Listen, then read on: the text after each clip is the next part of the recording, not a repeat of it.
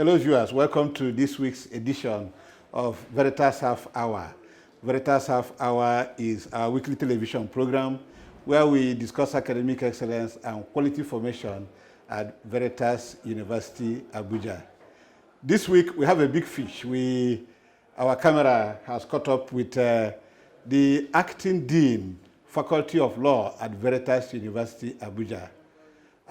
Associate Professor Josephine Agbonika is the acting dean, Faculty of Law, Veritas University Abuja. Madam, it's nice to talk to you. Thank you very much. Let me start by congratulating you for your elevation to the rank of Senior Advocate of Nigeria. Thank you. It's not a mean feat. What do you say to particularly ladies who think that it is difficult to reach the apogee of their career simply because of their gender? Well, perhaps because of the profession I belong to. Yes. And the kind of person I am, I don't see my gender as a stumbling block at all. Okay. I have come a long way. I studied while I was having children, and I have been blessed with multiple births. My first children were triplets. Wow. And it has never really been an issue. It's difficult, no doubt, maintaining a home, reading, bringing up children and all that, but it's about you setting up your mind to do what you want to do. And the legal profession is such that it tries to be gender-free. Okay. It doesn't even recognize women. As in, it does not, when I say recognize now, when they address you, they don't address you as a woman. Yeah, I hear my lordship a lot. Yes, they still see you as a man, whether, in practice or on the bench. So really, as a lawyer, I have come to get used to the fact that I fight on an equal basis. Okay. So for me, I don't think my gender has really stood in my way in anything. As a lecturer too, I can't say I have been infringed because I am a woman. Okay. If you publish, any university you are in will have no choice than to calculate and assess you on the basis of what you have presented. Okay. So really, it doesn't matter whether you're a man or you're a woman. And I think women should take it from there and know that they can do what men do. Okay. I don't think you should just lay back and begin to tell yourself, oh, I'm a woman, I don't think I can do this. I need some will even tell you they can't come to work because they were cooking. They didn't come to work because they were breastfeeding. Their mates that were breastfeeding and cooking were also able to, in the midst of all that, do a lot of other things. So I think it's just about setting your mind towards what you want to do. I don't think it's about whether you are a male or you are a female. I think we should begin to drop that and look forward. So going forward, in terms of mentorship, what you are saying to the younger generation, particularly the female, is that they can get to the highest point of their career or profession, irrespective of their gender. Of course. And that nobody will put them down because they are female or male. Of course. Okay. Certainly. Of course, there are some situations, peculiar situations, where you have issues of intimidation of women, especially when it is a man that can dictate what your future in respect of that career is going to be like. And we have had women activists also coming out to fight over such situations. Okay. Sometimes, I know there was a police regulation that used to insist that, look, if you want to get married, your immediate boss must give his consent and all that. But supposing your immediate boss is also interested in you, is he likely to give you that kind of consent to go and marry? or a regulation that will say if you get pregnant, you lose your job.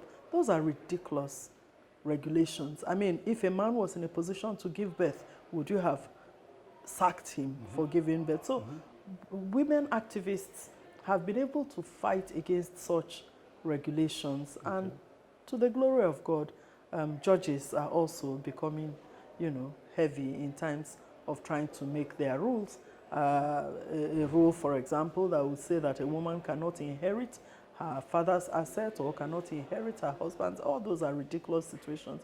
We are beginning to have activisms that are setting aside such rules, and I'm sure a lot of them are still going to come up as we go on. Okay, now let me bring this home to Veritas University Abuja. All right. Because it looks like your students are in for serious studies in terms of activism too, in terms of making sure that they don't allow anybody to put them down. Certainly. They are going to have an equal fight. Okay. It doesn't really matter to me whether they are male or female. Once you are in school, your participation is the same.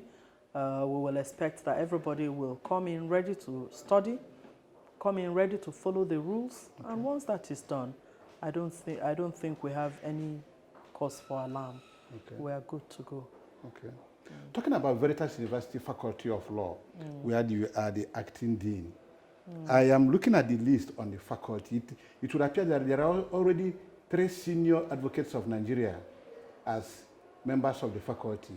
Yourself, Professor Denije, Senior Advocate of Nigeria, and Professor Azinge, Senior Advocate of Nigeria. Certainly, you are correct. And it appears that this is a rare feat. I mean, this is young. The faculty is just starting this academic session, and we already have 3 prominent juries to kickstart it, among others.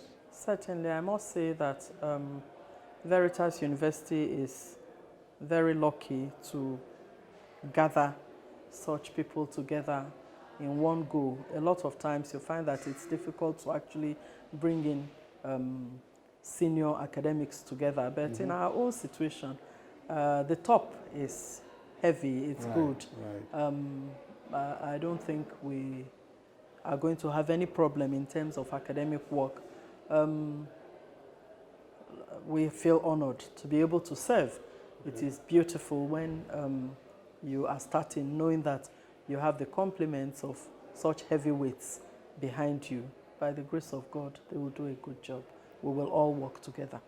So for the students, do you think they will not feel intimidated coming in to read law, or you think this will be complementary to their desires? It should be complementary to their desire, because really, I mean, you are coming in and you are finding people that can make you feel at home with the profession. At this point, most people would have reached the apex of their career. Therefore, they are calm. They are no longer with that kind of hot air that we start with in academics. So for me, I think they are lucky. The people that you have mentioned that I know are people of calm disposition, and they also have children of that age, so they can handle the issues of students. They are experienced people. They have done this in a lot of places. Here will not be too much for them. Okay, let's take a short break.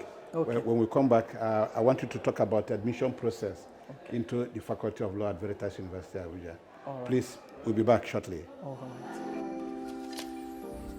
Veritas University Abuja, located in Buhari Area Council, is offering provisional admission to all qualified students with recent UTME JAMB examination results. Applications are open to all candidates with a minimum score of 470 for other courses and a minimum score of 200 for admission into the Faculty of Law. Screening for the 2021-2022 academic session will commence from the 27th of September 2021.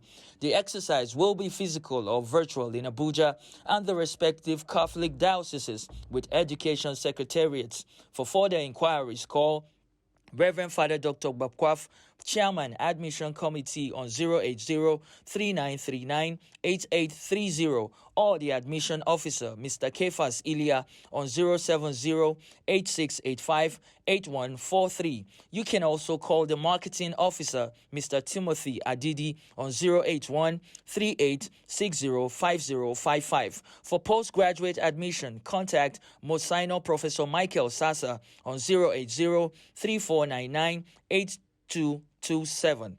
Veritas University, seeking the truth. Welcome back. Thank we you. are talking with the Acting Dean, Faculty of Law, Veritas University Abuja, Professor Josephine Agbonika, who, by the way, recently was elevated to the position of Senior Advocate of Nigeria.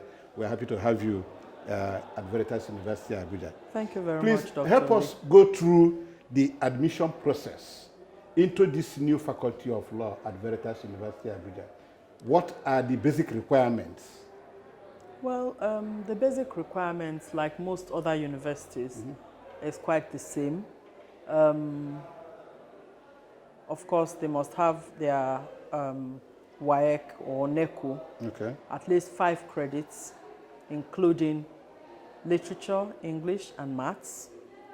For Veritas University, the benchmark that was set for JAMB is that they must have at least 200 in their JAMB score as their JAMB score. Okay. And for those that were transferring from other courses to start 100 level in law, most of them have GPAs that are quite high also. Okay. So we have to put all those things into consideration before their admission. And because our quota is quite small, I mean, understandably, because we are starting, there was a lot of competition. Okay. Because we had so many people that were qualified. Of course, we are saying minimum 200, but there were people that were at 270, Wow. 250. So really, you won't go down to 200 when there You are have people. 270, yeah. Yes. So really, we had to take a lot of other things into consideration. Of course, a lot of people will be disappointed, but we can't take everyone because we are bound by rules. Okay. Also, the NUC, the Council of Legal Education, we can't take more than they have permitted us to take. So we're where we are. Hopefully, in future, I'm sure, when our quota is increased, we may be able to take more people. But for now, we are limited. We really have limited space. We only have 50 slots. Therefore, our admission must fall within the scope that we can handle. Prof, when you talk of 50 as the quota, Yes. coming from where? NUC or Council of Legal Education? Council of Legal Education. You cannot take more than 50 for now. Yes. Okay, is there any particular reason for that? Well, most new universities start with that number of people. I mean, they've just done the verification, so it's more like a trial for us, a trial period for us. They want to be sure that we are going to be able to handle. But as time goes on, we can apply for an increased quota. But of course, it won't be now that we are starting. Later, as we go on, we should be able to ask for more. Okay. So we earlier we talked about the faculty, the 3 senior advocates of Nigeria. Yes. Do we have some other erudite scholars who probably are not yet senior advocates, but who will be on the faculty? Oh, yes. Okay. We have quite a number of them that are already on our team. Okay. We have Dr. Ekumankama Dennis. We also have Dr. Agboyise. We have Dr. Victor Odeme, Dr. Philemon Omede. We have Dr. Azuwike, who is also a Reverend Father. So we have quite a number of scholars in our team. Most of them are people who have done well for themselves, and we know they are ready to work. Okay. Let's talk about infrastructure. As we talk about the faculty, it's also important that we talk about the infrastructural development for the Faculty of Law. Do we have enough space, classrooms, for instance? Oh, yes. Library, moot courts? Now, I think Veritas started with that goal to work. Okay. There is a big complex coming up, which was part of what the verification exercise took into consideration. Okay. In that complex, we have everything. We have auditoriums, we have classrooms, we have moot court room, we have legal clinic. We have everything that you would need to enable a law faculty to start. Okay. And you know, they cherish it if you are able to get it outside every other complex, so that the law faculty operates on its own. And Veritas has worked towards that. The Digbe Foundation is front-loading that, and the building is coming up fine. The Digbe Foundation? Yes. Okay.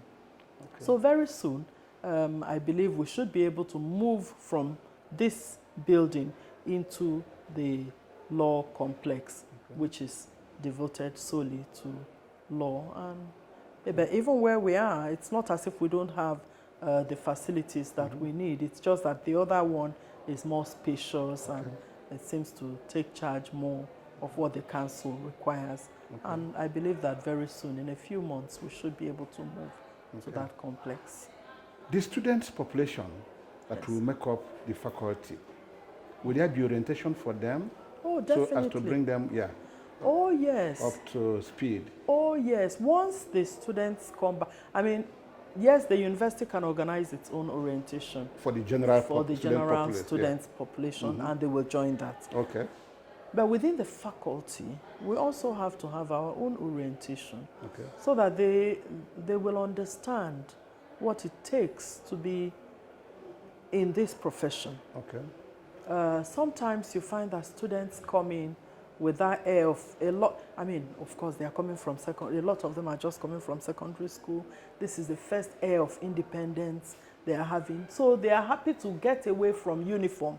And then they come into the law faculty again, and you begin to tell them, oh, you are going to be in black and white. And it's like, oh my God, why can't I do something else? You know, we usually face that initial resistance.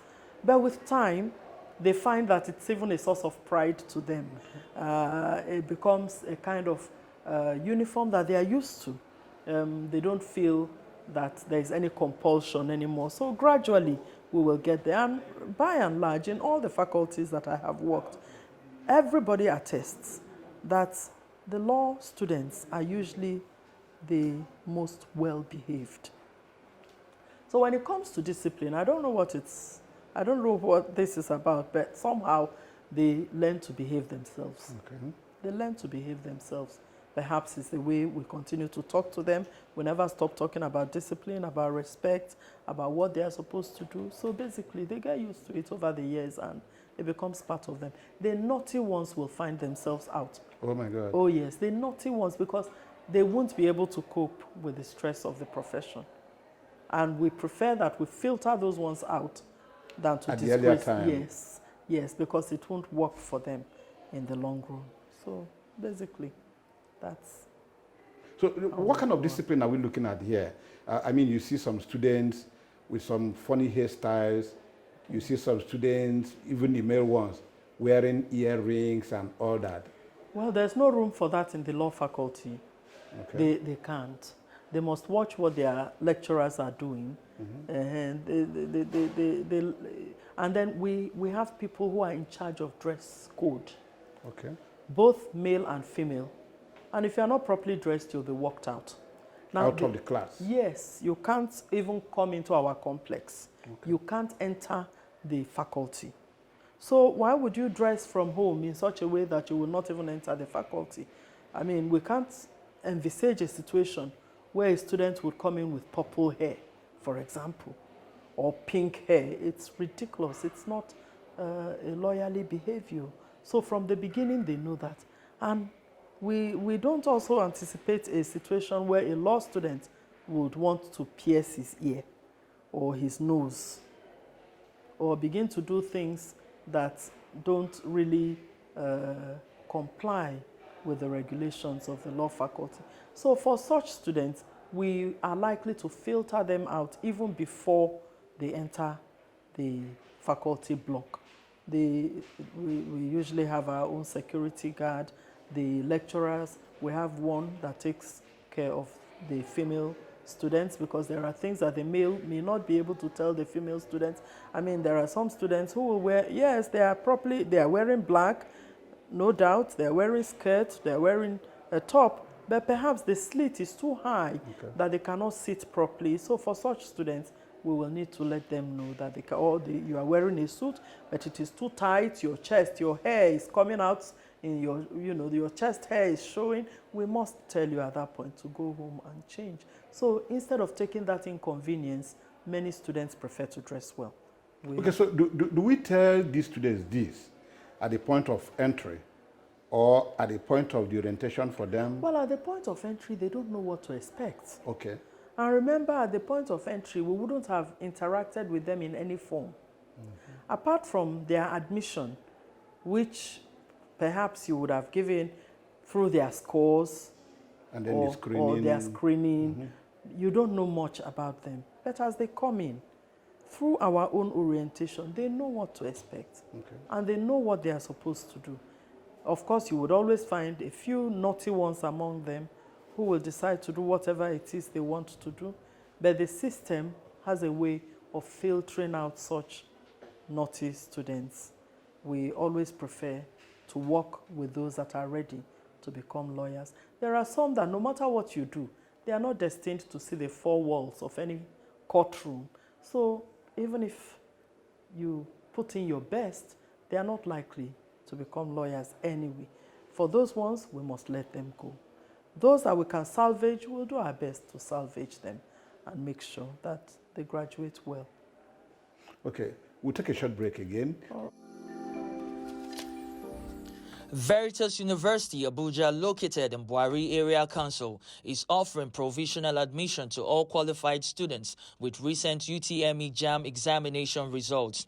Applications are open to all candidates with a minimum score of 170 for other courses and a minimum score of 200 for admission into the Faculty of Law. Screening for the 2021-2022 academic session will commence from the 27th of September 2021. The exercise will be physical or virtual in Abuja and the respective Catholic dioceses with education secretariats. For further inquiries, call Reverend Father Dr. Babkwaf, Chairman, Admission Committee on 080-3939-8830 or the Admission Officer, Mr. Kefas Ilya, on 070-8685-8143. You can also call the Marketing Officer, Mr. Timothy Adidi, on 081-3860-5055. For postgraduate admission, contact Monsignor Professor Michael Sasa on 080-3499-8227. Veritas University, seeking the truth. You're welcome back. We've been talking with Professor Josephine Agbonika, who is the Acting Dean, Faculty of Law at Veritas University Abuja. Prof, it will be difficult to ask a senior advocate of Nigeria to summarize his or her bio. But do us a favor by giving us what may satisfy our viewers, like a brief bio of yourself. Right. Where do I start from? Okay. From the beginning. I started off as a young lecturer from University of Abuja in 1994. And I worked there for about 16 years. Subsequently, I proceeded to Kogi State University. At that time, I was also a commissioner of the Tax Appeal Tribunal because my area of specialization is taxation. I worked with the Tax Appeal Tribunal for 6 years, and I was one of the commissioners at the Southeast Zone in Enugu. From that background, of course, I eventually continued with Kogi State because it was a part-time job appointment, so I could do it with my job as a lecturer. In the university, I grew from lecturer 1 to associate professor. I was we submitted ourselves for assessment in 2019, and because of the COVID and the lack of counsel at the time, the announcement is a bit delayed. I believe by the grace of God, the announcement should be made soon. This should be for the rank of a full professor? Yes, for the rank of a full professor. I am also in practice as a lawyer. We run the firm of Agbonika and Agbonika Chambers in Abuja. And basically, that's me. Yeah, but when you talk of Agbonika and Agbonika, that is not just you. Definitely. My husband is also a professor of law. And we have 3 children that are lawyers. The other 3. The triplets? The triplets are lawyers. The one after them is an accountant. And then we have 2 that are now in their final year reading law in the university. So the Agbonika and Agbonika is to take charge of the entire wherever the Agbonika is coming from, wherever the Agbonika is coming from that intends to practice law with us. And I thank God I have also applied for SAN, and I was one of those that qualified in the last exercise. So that's me. So you read law from the first degree to the PhD level? Yes. Yes. I did my first degree in ABU. Then the second degree I did in University of London. And my final degree I did with University of Abuja. But my area of specialization is taxation and commercial practice. Well, I wish we have more time, but we'll come back to you at some point. We've been talking with Professor Josephine Agbonika, who is the Acting Dean, Faculty of Law at Veritas University of Abuja, and by the grace of God, the newest Senior Advocate of Nigeria in town. Congratulations once again, madam. Thank you very much, Dr. Cyril. And thank you, viewers, for watching. This is the size of our package for this week on Veritas Half Hour. My name is Cyril Oleh. Next week, we bring you a fresh edition, same time, same station. Bye.